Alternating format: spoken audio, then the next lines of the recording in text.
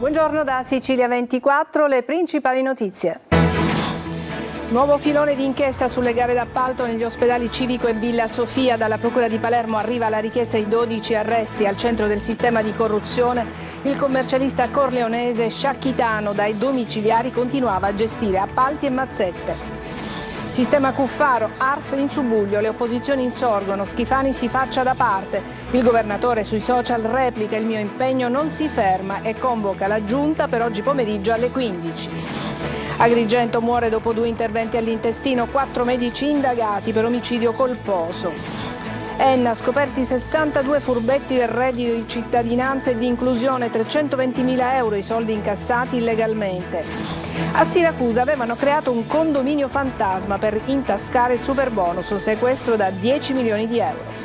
Ragusa, nascosto per oltre 80 anni sotto il palazzo del municipio, riapre le sue porte uno dei rifugi antiaereo.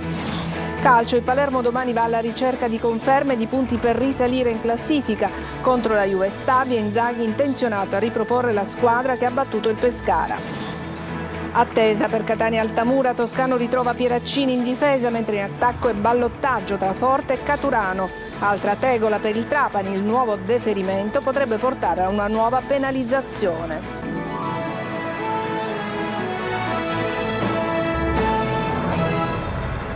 Bentrovati, in apertura parliamo ancora di scandali nella sanità in Sicilia. Dalla Procura di Palermo arriva la richiesta di 12 arresti nell'ambito dell'inchiesta di giugno scorso, Sorella Sanità bis. Al centro del sistema di corruzione tra pubblico e privato ancora una volta il commercialista corleonese Antonino Maria Sciacchitano, già posto ai domiciliari dove continuava a gestire appalti e inchieste. Roberta Lunghi.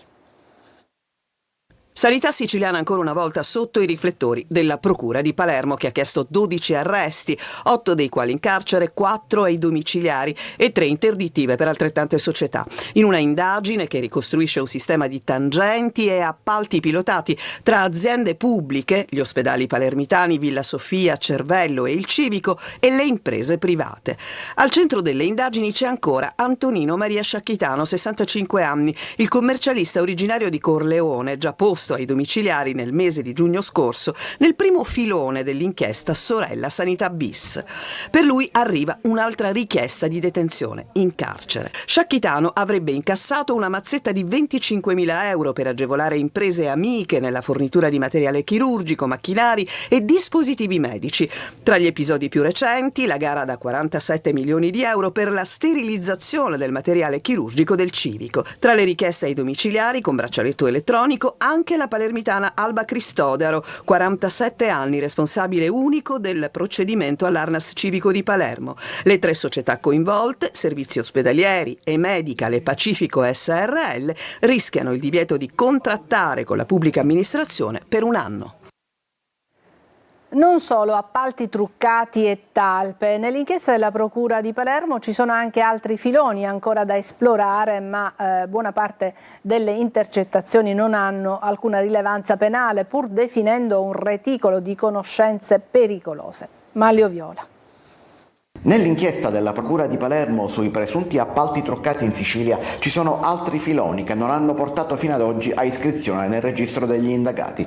L'inchiesta sull'ex presidente della regione sarebbe iniziata 3 anni fa. Siamo nel 2022 quando la campagna elettorale per il comune di Palermo entra nel vivo, dunque prima ancora dell'elezione di Schifani a presidente della regione. Cuffaro si relaziona con un noto manager di un altrettanto noto locale palermitano. Si tratta di Santo Castiglione, in passato sospettato di aver impiegato soldi del presunto boss Capizzi nella sua attività, in una inchiesta che però era già stata archiviata con un nulla di fatto. I due sono impegnati nella campagna elettorale sia per Cuffaro che per Daniele Papa, candidato al Consiglio Comunale, che però otterrà soltanto 206 voti senza riuscire ad essere eletto.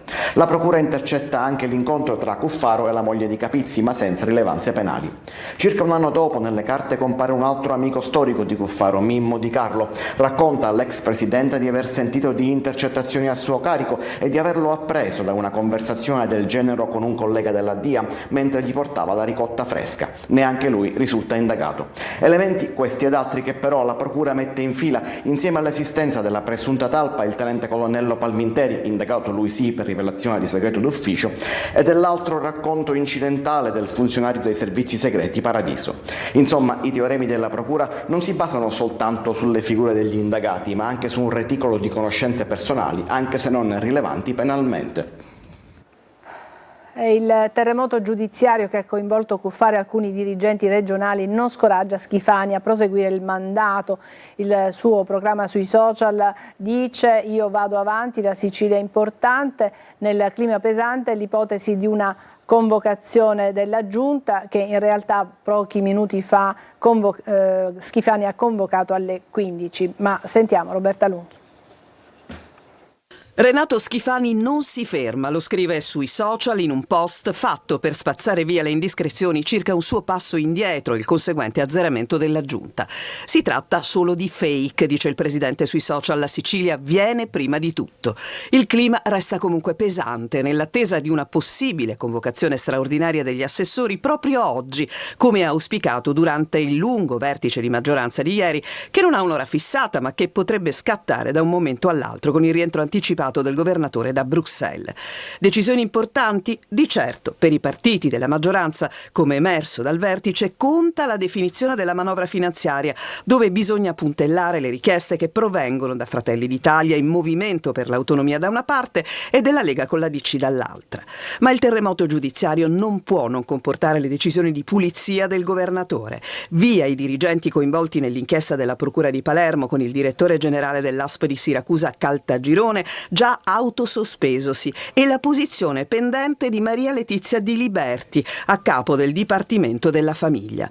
Quanto alle opposizioni, alle 17 di oggi il sit-in del PD con lo slogan Cuffaro, Romano, Schifani, mandiamoli via, e con un'altra manifestazione giorno 11 dell'intera area progressista sotto Palazzo d'Orlean per chiedere le dimissioni del presidente, mentre controcorrente di Ismaele Lavardera invade Palermo e Catania di manifesti che inneggiano alle dimissioni del vero governatore, Totò Cuffaro. E si riunirà alle 15 la giunta regionale convocata al governatore Renato Schifani, rientrato da Bruxelles stamattina a Palazzo d'Orléans, proprio per riunire gli assessori. Tra i punti all'ordine del giorno: debiti fuori bilancio, piano di investimenti in materiale rotabile, atto di indirizzo per la modifica e l'integrazione della matrice dei profili professionali, eventuali proposte di adozione di ulteriori provvedimenti. Adesso andiamo ad Agrigento. Un uomo di 47 anni è morto dopo 2 interventi chirurgici. La procura ha aperto un'inchiesta e indaga su 4 medici che adesso sono accusati di omicidio colposo. Sentiamo Davide Sardo. È morto a soli 47 anni dopo 2 interventi chirurgici, una tragedia su cui la procura di Agrigento vuole fare piena luce. L'uomo di Porto Empedocle sarebbe deceduto per una sospetta occlusione intestinale. La polizia ha già sequestrato le cartelle cliniche. 4 medici dell'ospedale San Giovanni di Dio sono stati iscritti al registro degli indagati per omicidio colposo. Si tratta di un atto dovuto, necessario per consentire loro di partecipare all'autopsia e difendersi da eventuali accuse. Tutto è cominciato il 29 ottobre, quando l'uomo si è presentato al pronto soccorso con forti dolori addominali. Dopo i primi accertamenti è stato ricoverato in chirurgia, dove è stato sottoposto a un intervento. Dopo l'operazione è stato trasferito in rianimazione. Le sue condizioni sembravano in miglioramento, ma dopo qualche giorno è sopraggiunto un nuovo peggioramento. I medici hanno deciso di intervenire di nuovo, ma il paziente è morto il giorno successivo. La procura ha nominato un consulente medico legale per stabilire cosa abbia provocato la morte. Anche la famiglia, assistita dal proprio legale, vuole chiarezza e giustizia su una vicenda che ha scosso l'intera comunità empedoclina. Incassavano l'assegno di inclusione o il reddito di cittadinanza senza averne diritto. Ammontano a oltre 300.000 euro le risorse pubbliche ottenute illecitamente. A Enna 62 le persone denunciate. Desiree Ferlito. Prendevano il reddito di cittadinanza o l'assegno di inclusione senza i requisiti e con certificazioni alterate. I finanzieri del comando provinciale di Enna hanno individuato 62 persone beneficiarie dei sussidi che non ne avevano alcun diritto. Ammontano a oltre 310.000 euro le risorse pubbliche ottenute illecitamente da cittadini italiani e stranieri, che sono stati tutti segnalati alla procura, nonché all'INPS per il recupero delle somme. Nell'ambito degli stessi accertamenti, i militari hanno smascherato altre richieste fittizie di importi non ancora elargiti per un valore di 177.000 euro. In alcuni casi sono state scoperte istanze presentate da persone extracomunitarie per l'ottenimento del reddito di cittadinanza, nelle quali è stato falsamente attestato il possesso dei requisiti di permanenza sul territorio nazionale. In altri casi sono state segnalate all'autorità giudiziaria le posizioni di numerosi beneficiari del sostegno che avevano omesso o ritardato di comunicare all'INPS la variazione della propria situazione reddituale e patrimoniale durante la percezione del sussidio.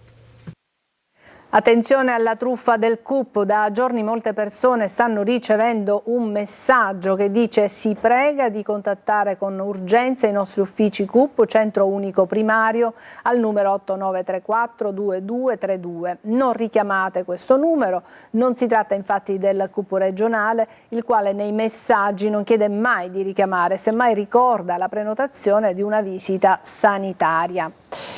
E parliamo di un'altra truffa, andiamo a Siracusa, dove è stata scoperta alla Guardia di Finanza una truffa legata ai bonus edilizi. Un'impresa di costruzioni aveva creato un condominio fantasma per accedere al super bonus 110%.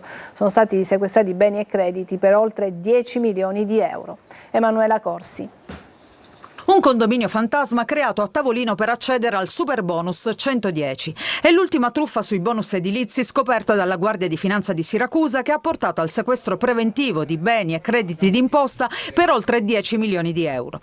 Tra gli indagati una società e 10 persone fisiche. Secondo la procura, la truffa, ideata dal rappresentante di una società di costruzioni siracusana, è partita dall'acquisto per circa 1 milione di euro di un albergo in disuso di oltre 5.000 metri quadrati. Dopo l'acquisto la società ha proceduto alla frazionamento catastale dell'immobile, ricavando 101 unità tra appartamenti, box out e moto, e successivamente alla stipula di 5 contratti preliminari di vendita con persone compiacenti, tra cui la moglie del rappresentante legale e alcuni familiari dei soci, che hanno inscenato un'assemblea per costituire il condominio. In questo modo è stato possibile simulare l'esistenza di un condominio, requisito necessario per accedere alle agevolazioni fiscali, ottenendo indebitamente crediti d'imposta per oltre 10 milioni di euro. Grazie al superbonus, l'ex albergo è stato trasformato in questo moderno complesso residenziale. Al termine dei lavori la società ha inviato all'Agenzia delle Entrate un'istanza per il riconoscimento di crediti d'imposta per circa 15 milioni di euro, ottenendo agevolazioni per 10 milioni. Un'operazione illecita, visto che le agevolazioni fiscali previste dal superbonus 110 non possono essere ottenute per l'esercizio di attività d'impresa e per ristrutturare un immobile a spese dello Stato al fine della successiva vendita degli appartamenti. A Ravanusa, nel Ragusano, sono stati arrestati 4 degli autori del pestaggio avvenuto lo scorso ottobre nella villa comunale di un 50enne finito con gravi lesioni in ospedale. All'aggressione sono accusati di aver partecipato anche 2 minorenni. Catania si candida al Capitale Italiana della Cultura 2028, tra luci e ombre di una città che sogna il riscatto, un progetto che diventa sfida identitaria prima di essere capitale della cultura. Catania deve tornare capitale di se stessa. Eva Spampinato. La città della cultura non è soltanto quella di chi fa abitualmente cultura, ma chi si è impegnato in questo progetto molto ambizioso.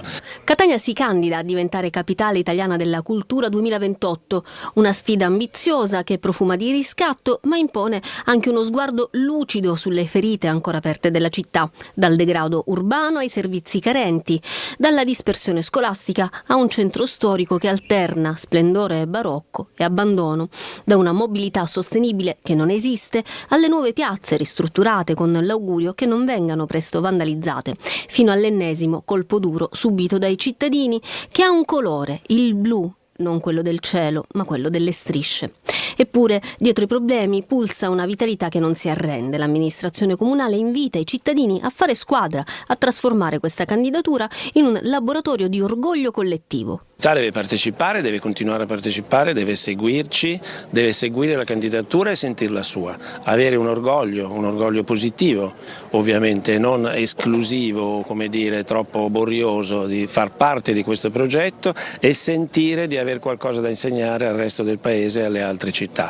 Catania ha una misura di città per cui non è troppo grande, non è troppo piccola e per cui questo sviluppo, questa crescita non è foriera, non è sinonimo di diseguaglianza. Si cresce senza lasciare indietro nessuno. Perché se Catania vuole davvero essere capitale della cultura, deve prima tornare ad essere capitale di se stessa.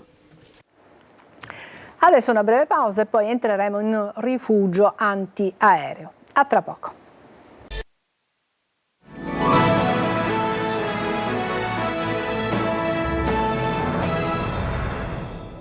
Nascosto per oltre 80 anni sotto il palazzo del municipio, riapre le sue porte uno dei rifugi antiaereo di Ragusa, un luogo della memoria che racconta paura e speranza di un'intera comunità durante la Seconda Guerra Mondiale. Veronica Barbarino.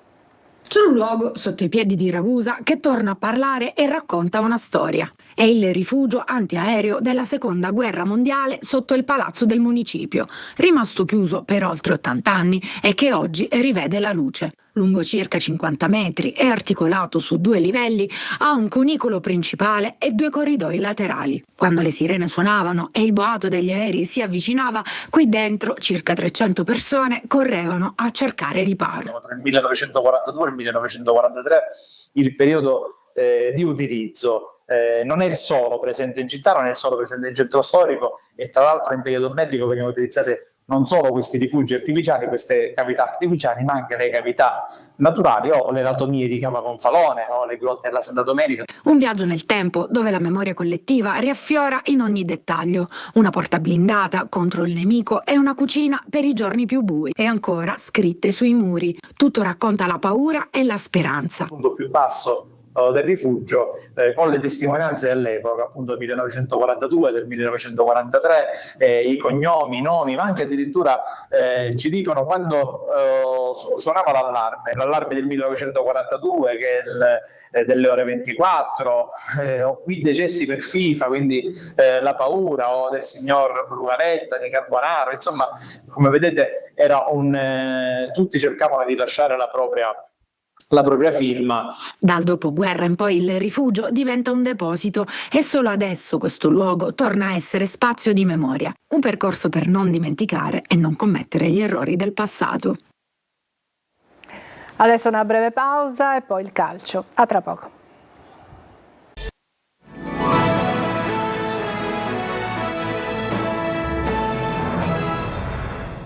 Eccoci al calcio, vigilia di campionato per il Palermo che domani va alla ricerca di punti e conferme contro la Juve Stabia. Inzaghi non dovrebbe cambiare formazione rispetto all'ultimo match vinto contro il Pescara, ma sentiamo Marco Gullà.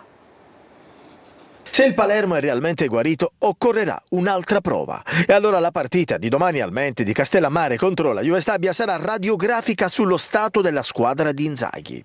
Al Palermo, dopo la vittoria sul Pescara, occorre un'altra vittoria prima della sosta. I campani stanno attraversando una fase negativa sia sul piano tecnico che fuori dal campo, ma contro il Palermo, ultimamente, hanno sempre sfoderato grandi prestazioni, come nel primo turno playoff della stagione scorsa.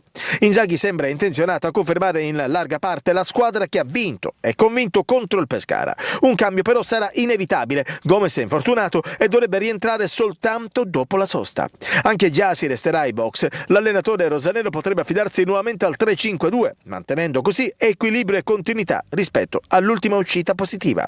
In attacco Brunori è favorito sull'Eduaron nel consueto ballottaggio per affiancare Poyampalo. Il capitano, reduce dal suo primo gol stagionale, potrebbe partire titolare per la prima volta in trasferta. Palumbo sarà ancora schierato come mezzala. Domani fischio d'inizio alle 17:15. E c'è attesa per Catania Altamura, domenica al Massimino. Toscano ritrova Pieraccini in difesa, ballottaggio davanti tra Forte e Caturano, anche se sono diverse le ipotesi che l'allenatore sta valutando. Francesco Triolo. E la corsa al biglietto a certificare l'attesa che si vive per la partita di domenica pomeriggio, quando il Catania ospiterà al Massimino il team Altamura. Più di 3.000 italiani venduti dall'apertura della prevendita. Curva Nord esaurita già da mercoledì, a breve anche la Sud, una previsione di 17.000 spettatori pronti a spingere i rossazzurri. Il Pari di Caserta ha lasciato la voglia di rifarsi, non solo nella squadra ma in tutto l'ambiente. Il primo posto è a portata di mano e la squadra di Toscano non ha proprio voglia di fermarsi. L'allenatore in settimana ha provato diverse soluzioni in vista del match contro i pugliesi. La squalifica di Gherardi può essere, attutita dalla disponibilità di Pieraccini, che seppure ha lavorato inizialmente a parte, può considerarsi a disposizione. A centrocampo invece si va verso la conferma della coppia di Tacchio-Quaini, ma non è da escludere un'altra ipotesi, quella dell'inserimento dal primo minuto di Jimenez. In attacco si parte con un ballottaggio tra Forte e Caturano per la maglia di prima punta, ma non è escluso che possano giocare insieme. In quest'ultimo caso Ciccerelli dovrebbe essere l'uomo che agirà dietro, con Lunetta inizialmente in panchina, pronto per essere gettato nella mischia e cambiare il ritmo alla gara. Del resto, proprio Lunetta ha dimostrato di avere un grande impatto proprio a partita in corso. E rischia un'altra penalizzazione il Trapani. La società Granata deferita al Tribunale federale per non aver rispettato la scadenza del 16 ottobre per il pagamento di una parte degli stipendi, nonché quanto dovuto a INPS e IRPEF, deferiti contestualmente il presidente Valerio Antonini e 2 dipendenti della società. Franco Cammarasano. Rischia di dover scontare altri punti di penalizzazione il Trapani, oltre quella di 8 punti che sta scontando per irregolarità amministrative relative alla scorsa stagione. Il procuratore federale ha deferito infatti la società Granata al Tribunale federale per non aver provveduto entro la scadenza del 16 ottobre al pagamento di una parte degli stipendi, nonché al versamento dei contributi INPS e delle ritenute IRPEF. Deferiti anche il presidente Valerio Antonini e i dipendenti Vito Giacalone e Andrea Oddo e il sindaco unico della società Salvatore Castiglione per aver effettuato il pagamento attraverso bonifici bancari e addebiti su conti correnti diversi dal conto corrente intestato al Trapani Calcio dedicato al pagamento di INPS e IRPEF e per altre irregolarità amministrative. Alla società Granata è stata contestata anche la recidiva, considerato che la scorsa primavera gli è stata comminata un'altra penalizzazione. Sulla questione la società ha comunicato di aver inviato alla Procura federale tutta la documentazione comprovante i pagamenti effettuati ai giocatori e i versamenti di INPS e IRPEF. Non specifica però se ha rispettato la scadenza del 16 ottobre, cosa che le avrebbe evitato il deferimento.